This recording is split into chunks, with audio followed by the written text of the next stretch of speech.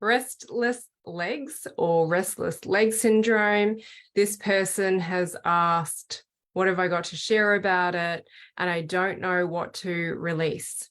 So in this capacity, in this group where I share with you, I'm going to give you awareness of what emotion you might be holding on to. However, I'm limited with my information that I have in terms of you're giving me one pain point. Now, the thing is, this is for everyone who asks a question in here, right? We often just ask about our pain, but usually there's about 12 things or more before that, but this is the pain that we focus on. So this is going to create an awareness piece, but just know this can go so much deeper. Okay, and in terms of how do I release it, that's a whole other kettle of fish. I teach the release process on, right, after we've identified the emotion, the event that you've stored in your body, how are we going to release that? And that is a whole verbal dialogue process that I teach people.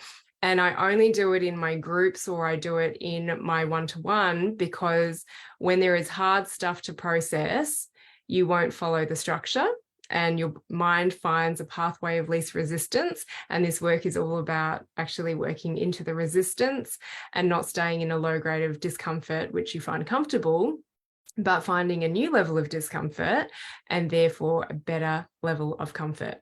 That was a bit of a tongue twister. Maybe just replay that.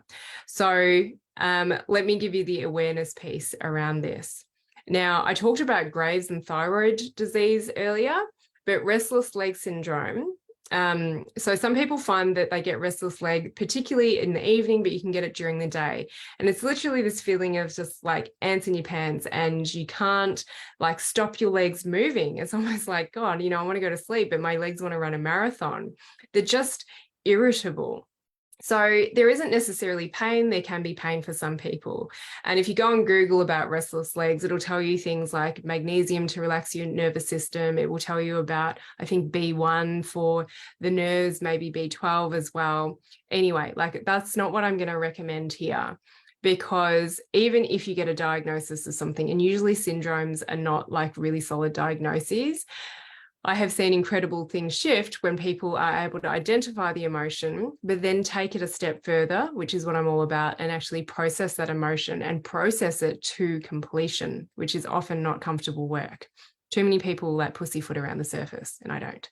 Okay, so restless leg syndrome, why I talked about Graves and thyroid is, this person who's listening to this who asked about restless legs, you might be like, oh my gosh, I've got thyroid issues as well.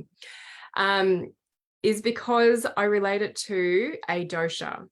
Now, without a thorough history, I won't be able to decipher, is a dosha chakra human, energetic, physical, emotional? But even if doshas are out of balance because of food or environment, that food and environment has just tipped over the edge a sort of full emotional cup or a nervous system that's already stressed effectively. So we don't just blame it on our environment or on our food, because otherwise we can become very controlling. But we understand where our body might be more sensitive or it doesn't cope or it's not as strong in a certain environment. So you couple that then with emotions and events that are stored in your body and unprocessed, and your emotional cup's full, you then start to get symptoms that are warning signs for your constitution that you're not doing well, and maybe you're going to hit some sort of crisis, be it medically, physically, behaviorally, etc. So, rarely is it just one symptom that we're getting, but there's other ones that we don't acknowledge or we don't know how to explain it, so we don't share that pain point.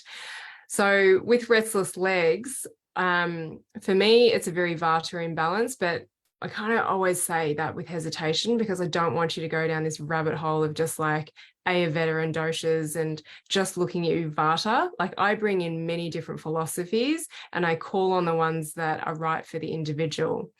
But the vata gets very affected by the nervous system. So it's also noticing, how is your body responding?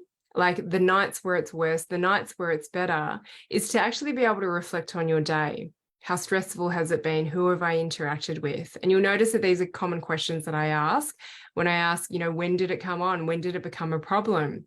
Because I also think of restless legs where the legs just want to move, they're very irritable, is that physically something wants to move out of your body.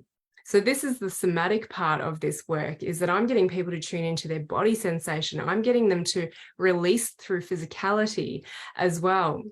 Is that emotions move through us physically, they move through us emotionally, they move through us physiologically, like the pees, the poos, the vomits, the sweats, the BO, the bad breath, etc.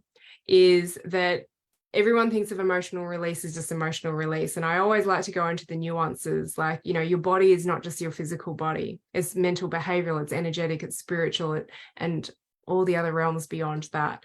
So I would suspect that there's other stuff going on. And yeah, I would be considering what's going on with your dosha to put it out of balance. But first and foremost, before you go start remedying and balancing doshas, is where is your emotional state? And you know, for some people, sometimes it's like we don't even need to analyze the metaphysical or underlying meaning. We just need to start processing emotions, empty out your emotional cup, and then you start to experience the difference, and maybe your symptoms are going to go away. Okay. I'm pretty sure that these are the questions for October. If you've asked a question outside of this time on this thread, please just remember every month I pop up a thread and I answer the top 5 questions. So it's just the easiest structure for me to follow. It's the best way for me to hold boundaries as well. This is really important work for all of us to do. So if you've asked a question and I've asked you to jump on the thread next time, just trust that if you get it on there, yours is meant to be answered. The more detail you can give me, the better. Please don't private message me details, because we're all here to learn. Groups are interesting environments, and I will only answer and respond to what is given to me on the Facebook group. All right. Lots of love to you. Have an amazing week and weekend.